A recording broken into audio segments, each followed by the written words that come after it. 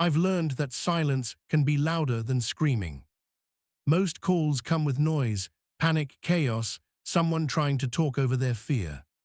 This one came after the noise stopped. Neighbors reported a woman screaming in the apartment next door. Then nothing, no movement, no sound, just the kind of quiet that makes people uneasy enough to finally pick up the phone. By the time we arrived, the building already felt tense. Old walls, thin ceilings, the kind of place where everyone hears everything and pretends they don't. People stood behind doors, listening, watching through peepholes, waiting for someone else to take responsibility.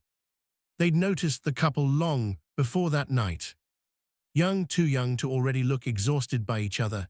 He was about 25. She couldn't have been more than 20. They'd been renting the apartment for maybe 6 months, but it felt longer because of how often the fights bled through the walls. Shouting, crying, doors slamming, the rhythm of something broken repeating itself. One neighbor told us she'd seen him drag the girl out by her hair a few weeks earlier, screaming at her to get out, to disappear. The neighbor said she almost called the police then. Almost. The girl had looked up at her with a swollen lip and shaking hands and whispered, "Please don't, I love him." That sentence has followed me for years. The arguments were constant, daily, sometimes starting before sunset. The neighbors learned to measure time by them. The girl worked at a salon doing nails, long hours, steady clients. She always looked tired. The boy bounced between short-term jobs, always looking for himself, always promising something better was coming. Everyone in the building knew their routine. So when the shouting started that afternoon, no one reacted right away. It sounded like all the others. Familiar, ugly but familiar. People turned up their TVs, closed their windows, told themselves it wasn't their place. Until the screaming changed. Not louder, shorter, sharper, like something breaking instead of bending. And then it stopped. That was when the call came in. We knocked, no answer. We went in. I won't describe the room in detail, I never do. Not because I'm trying to protect anyone, but because once you've seen it, the details don't leave you. You don't need to pass them on. She was on the bed. Young, thin, too still. Her body told a story that hadn't started that day. Marks in different stages of healing. Evidence of a pattern, not a moment. A life spent apologizing for someone else's anger. The room smelled wrong, heavy, like fear that had nowhere to go. The medics tried, they always try, even when everyone already knows the truth. Hands moving out of habit, voices calm, professional, detached. It's a kind of respect, I think, refusing to give up too quickly, even when time already has. It didn't matter. She was gone. The boyfriend wasn't hysterical. That stood out immediately. He was calm in a way that didn't match the situation. Sitting, smoking earlier, we'd later learn. Waiting, not running, not denying, just empty. Like something inside him had shut off once there was nothing left to control. When we spoke to him, his answers were flat, minimal, as if he were explaining something mundane. He didn't ask about her, didn't ask if she was alive. I've learned that people who care always ask, even when they already know. Outside, the neighbors gathered, some crying, some silent, some staring at the ground like it might open and swallow them.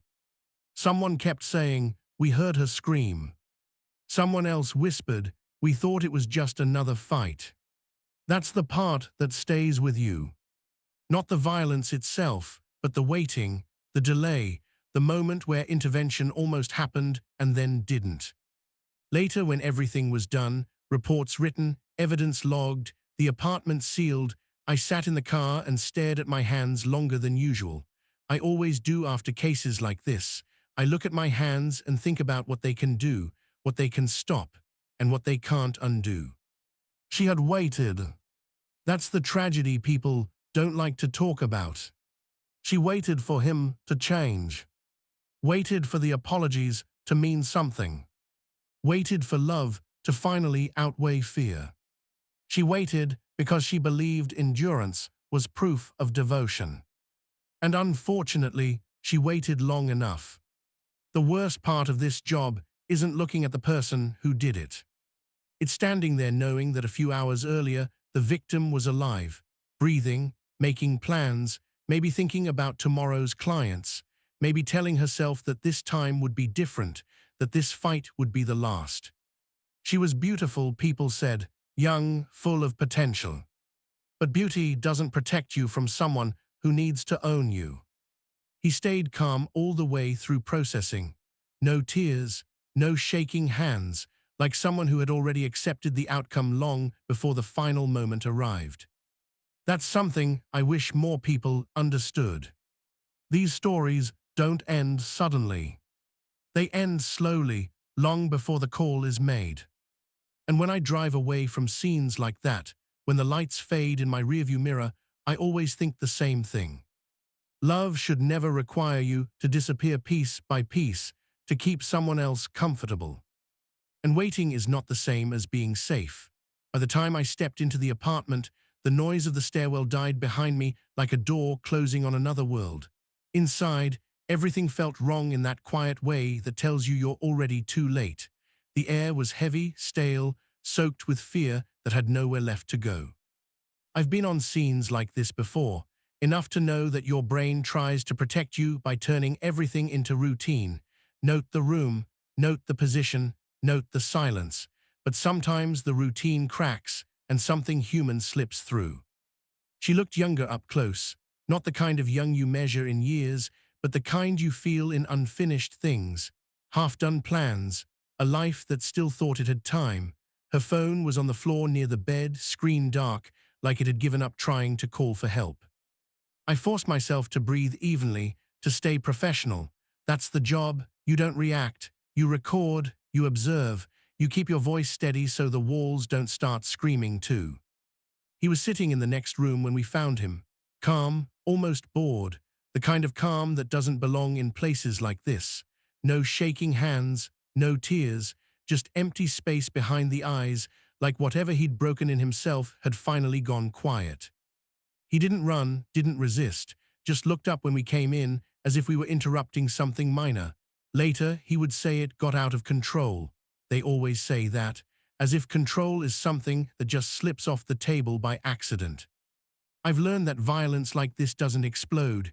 It erodes. It starts small, a word, a shove. An apology that sounds sincere enough to believe, then another chance, and another, love slowly shrinking into fear, fear dressing itself up as loyalty. The neighbors told us what they'd seen, what they'd heard, how many times they almost called before, how many times they didn't. Everyone carries that weight afterward, the moment they could have acted and didn't. It settles in your chest and stays there. I thought about the neighbor who said the girl begged her not to call the police. I've heard that sentence too many times in my career. I love him, as if love could survive that kind of damage, as if love could make bruises mean less. When the medics stopped, when the room finally accepted the truth, I looked around one last time. Nothing in that apartment was special. Cheap furniture, unwashed dishes, a life that could have belonged to anyone. That's what makes it worse. There was nothing inevitable about this. Outside, the lights flashed red and blue against the building. People watched from windows, from behind curtains, pretending they weren't memorizing the scene for later. I walked past them, carrying a report that would soon become a case number, a headline, a warning nobody listens to soon enough. The worst part of this job isn't the violence. It's knowing how preventable most of it is, knowing that love should never require endurance, that waiting is not the same as hopping, and that silence, more often than not, takes a side. I still think about her sometimes, about the version of her that existed before fear became routine, before it'll get better turned into this is normal. She didn't fail. She didn't choose this ending. It was chosen for her piece by piece. And every time I hear someone say, but he's not always like that, I feel that familiar cold settle in my hands, because I know exactly how stories like this end. And I know how quiet it gets right before they do. I filed the last line of the report long after midnight. The station was quiet, the kind of quiet that presses on your ears.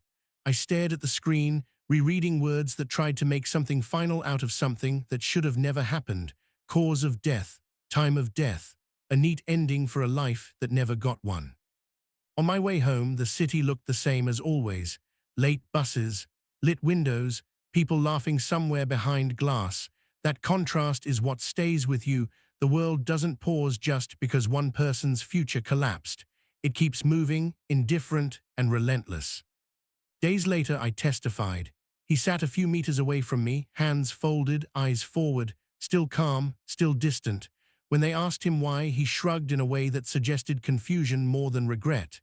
He spoke about stress, about love, about losing control. The courtroom listened, silent, as if silence could make his words heavier than they were. But I wasn't listening to him anymore. I was thinking about her mornings, about her standing at a bus stop, scrolling through her phone, planning her day, about how normal everything must have felt right up until it didn't. That's the lie danger tells. It never announces itself as the end. The verdict came later, guilty. A sentence long enough to sound like justice if you don't look too closely. People nodded, some cried, someone whispered that it was finally over, but it never is, not really. For her family, time would split into before and after. For the neighbors, there would always be that wall they shared, now heavier than concrete. And for me, there would be another memory filed away, another reminder that love without safety isn't love, it's captivity. I still answer calls, still walk into apartments that smell like fear and regret. I still hear the same phrases, the same excuses, the same promises that came too late. Each time, I remind myself why I don't look away, why silence is never neutral. If there's anything this job has taught me, it's this. Waiting for someone to change can be deadly. Hope doesn't heal bruises. Love doesn't require suffering. And the moment you feel afraid of the person who says they love you, that moment is already an ending. I left the station that night and watched the sun start to rise. A new day for the city. Somewhere, someone was waking up, believing they had time. I stood there a second longer than usual, breathing in the cold air, carrying a story that should have ended differently. And I walked on, knowing I'd hear another scream someday, but still hoping, stubbornly, that maybe one person would hear a story like this and choose to leave before the silence sets in.